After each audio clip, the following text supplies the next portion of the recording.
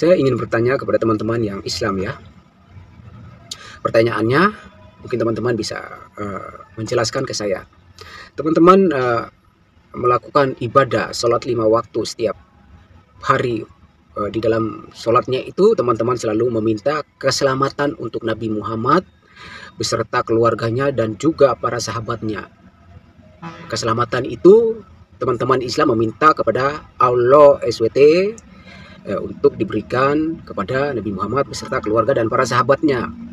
Orang Kristen ini bertanya kepada umat Islam, katanya kenapa dalam sholat umat Islam selalu mendoakan Nabi Shallallahu Alaihi Wasallam, dan pertanyaan ini selalu digaungkan, bahkan dipertanyakan juga oleh para misionaris kepada Islam. Baik ikhwah, dalam judulnya itu dikatakan mengapa umat Islam meminta kepada Allah Subhanahu Wa Taala keselamatan kepada Muhammad. Nah, sebetulnya saya sarankan kepada Bapak ini khususnya dan umumnya kepada non-Muslim sekalipun, lebih khususnya kepada orang Kristen yang ingin belajar Islam, jangan dari misionaris, jangan dari pendeta, karena bukan pemahaman yang kemudian akan didapatkan, justru malah kebingungan-kebingungan yang ada karena tidak sesuai dengan ajaran Islam sebenarnya. Baik, ikhwafillah, kita akan jawab terlebih dahulu terkait daripada sholat, kenapa umat Islam mendoakan Nabi Sallallahu Alaihi Wasallam, dan kita akan buka juga dari segi Bible, dari segi kitab umat Kristen yang mana nanti kami akan jelaskan secara rinci bagaimana di sana justru akan ada doa kepada Yesus ya ikhwah. Baik ya ikhwah, kemudian kita akan langsung saja buka di Matius, tentunya dalam Bible kitabnya non-Muslim, karena memang orang ini bertanya kepada umat Islam kenapa dalam sholat itu selalu mendoakan Nabi Sallallahu Alaihi Wasallam. Ternyata ikhwafillah dalam Bible pun juga sama ada. Kita akan buka di Matius 23:39. Nah, ini ada versi Arabnya. Kita akan baca terlebih dahulu versi Arabnya. Li'anni aqulu lakum innakum la tarawnani minal an hatta taqulu mubarakun al-ati bismi rabbi. Li'anni sesungguhnya aqulu akan berkata lakum kepada kalian. Ini Yesus yang berkata, innakum sesungguhnya kalian la tarawnani tidak akan melihatku minal an sampai sekarang hatta taqulu sehingga kalian semua berkata mubarakun diberkahi al-ati bismi rabbik yang datang dengan nama Tuhan.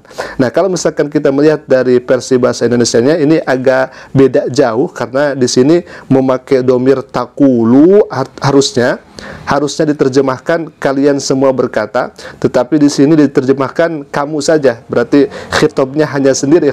Kita akan baca dari versi Indonesianya.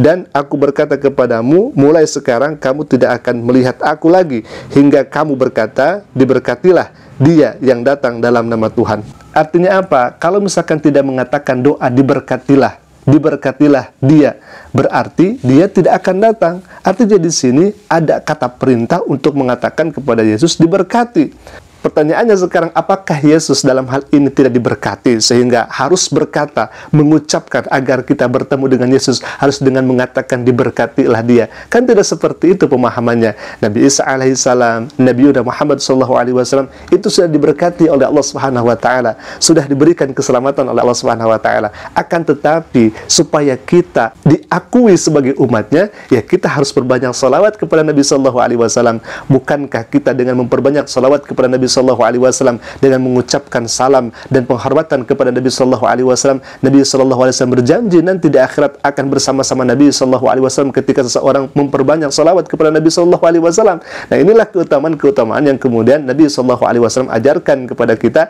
agar kita memperbanyak salawat. Bukan Nabi Sallallahu Alaihi Wasallam tidak selamat, bukan seperti itu maknanya. Kalau misalkan pemahamannya demikian, berarti Yesus dalam hal ini tidak diberkahi. Karena apa?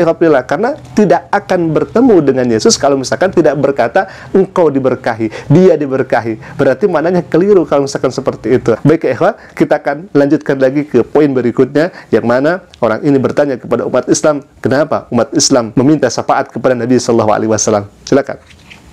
Yang kedua, nanti di akhir dunia ini teman-teman juga meyakini bahwa teman-teman masih mendapatkan syafaat dari Nabi Muhammad untuk teman-teman.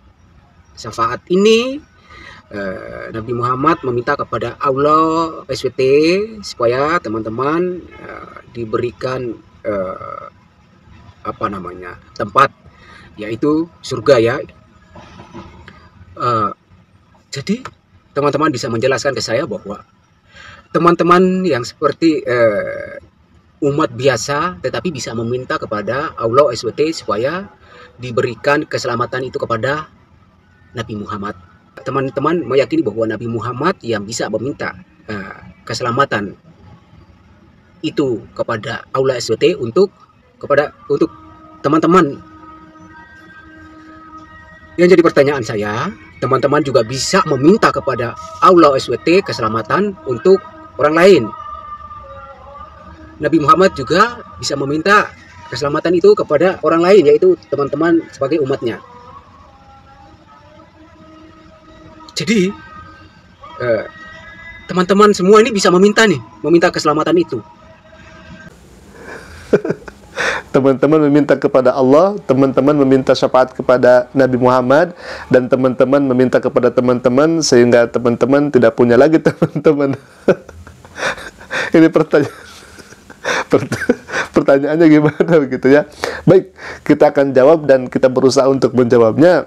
Pertama, syafaat dan keselamatan itu hanya milik Allah. Hanya milik Allah. Tidak ada keselamatan dan syafaat itu dimiliki oleh nabinya Allah. Tidak ada.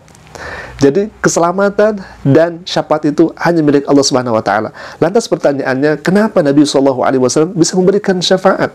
Itu atas izin Allah Subhanahu wa taala. Jadi bukan hanya Nabi saja yang kemudian memiliki langsung syafaat tersebut, tidak, tetapi diizinkan oleh Allah Subhanahu wa taala untuk memberikan syafaat. Mana ayatnya? Jelas dalam Al-Qur'an Allah katakan, "Man dzalladzi yashfa'u indahu illa biizni." Illa biizni. Jadi syafaat itu Allah berikan atas dengan izin Allah Subhanahu wa taala.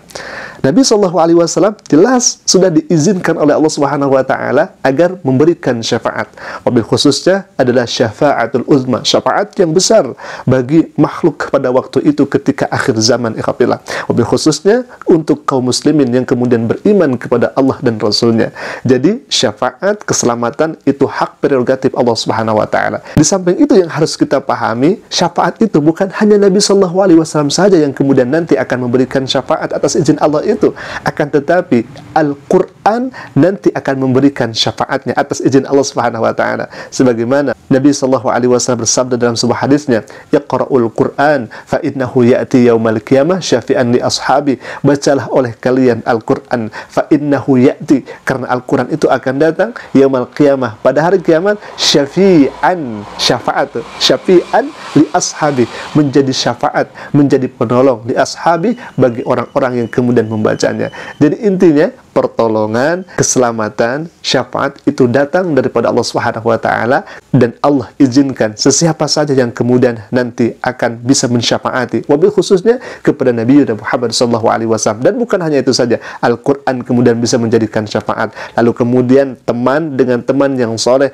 akan menjadikan syafaat. Apapun yang kemudian Allah nanti akan izinkan, insya Allah semua itu akan menjadi penolong bagi orang-orang yang beriman. Alhamdulillah, mungkin itu dulu yang bisa kami sampaikan. Sebetulnya pertanyaan atau pernyataan yang kedua ini tidak bisa ditangkap, alhamdulillah, karena memang agak bingung juga kita memahami bagaimana pertanyaan yang kemudian kita pahami dengan sejelas-jelasnya, alhamdulillah. Baik, mungkin itu dulu yang bisa kami sampaikan. Semoga bermanfaat, dan kami himbau kepada non-muslim yang ingin belajar Islam, jangan dari non-muslim atau jangan dari misionaris, akan tetapi belajar Islamlah dari ulama, dari tokoh agama yang kemudian paham betul bagaimana sumber Islam, Al-Quran dan Sunnah Nabi SAW. Alhamdulillah, mungkin itu dulu yang bisa kami sampaikan. Aku qouli hadza, Assalamualaikum warahmatullahi wabarakatuh.